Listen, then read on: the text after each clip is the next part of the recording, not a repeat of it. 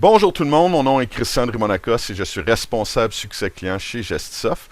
Aujourd'hui, je vais vous montrer une façon très simple d'ajouter un utilisateur à votre environnement Office 365. Pour ce faire, vous devez vous assurer d'avoir le niveau de sécurité de Global Admin Office 365, sans quoi vous n'aurez pas la possibilité de faire cette étape.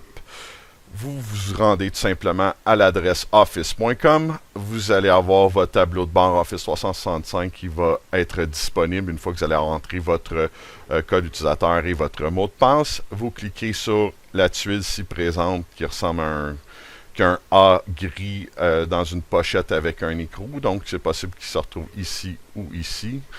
Moi, j'ai la nouvelle version, donc on va aller par ici. Ce qui vous amène à ce menu-ci. Vous allez tout simplement cliquer sur Users, donc en français c'est Utilisateur, et Utilisateur actif ou Active Users. Vous avez en ce moment la liste de tous les utilisateurs de votre Office 365 qui sont actifs et disponibles. Vous avez tout simplement à cliquer ici sur Add a User ou Ajouter un nouvel utilisateur. Et ça va de soi, vous rentrez les informations, vous assurez de choisir le bon domaine. Probablement que vous en avez un seul par défaut.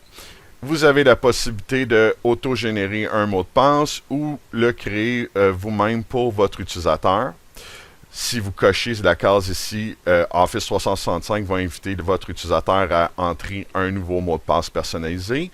Et si vous cochez sur cette case-ci, Office 365 va envoyer directement les informations à votre utilisateur, donc son code utilisateur et son mot de passe. Cette étape-ci, une fois que vous avez fini le basic, vous allez pouvoir cliquer sur Next. Vous avez dans Product License, c'est ici que vous assignez les licences à votre utilisateur. Vous assurez que vous êtes bien situé dans la région du Canada. Donc, si vous avez un environnement qui se retrouve aux États-Unis, vous pouvez changer le pays comme ça.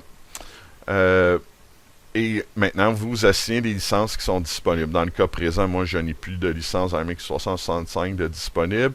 Ça veut dire qu'il va falloir probablement que vous jouiez avec les licences selon l'utilisateur qui en a plus de besoin et celui qui en a de besoin, ou tout simplement nous contacter pour en ajouter.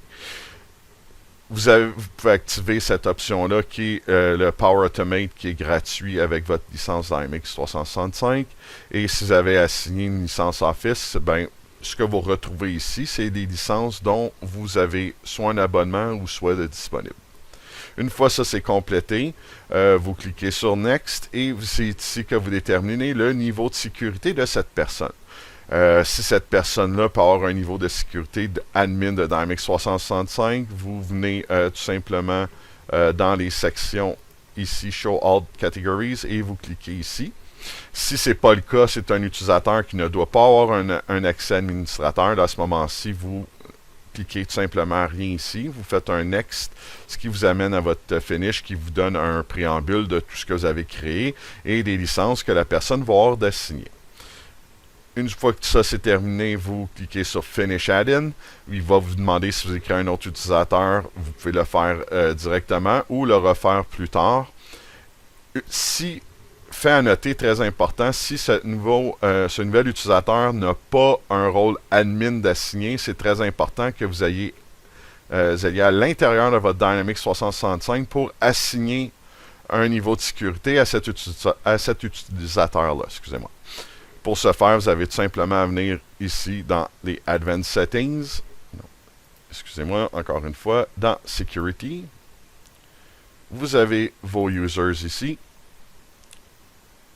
Et vous choisissez votre utilisateur que vous voulez assigner un rôle de sécurité. J'espère que cette petite vidéo va répondre à vos questions et sur ce, je vous souhaite une excellente journée.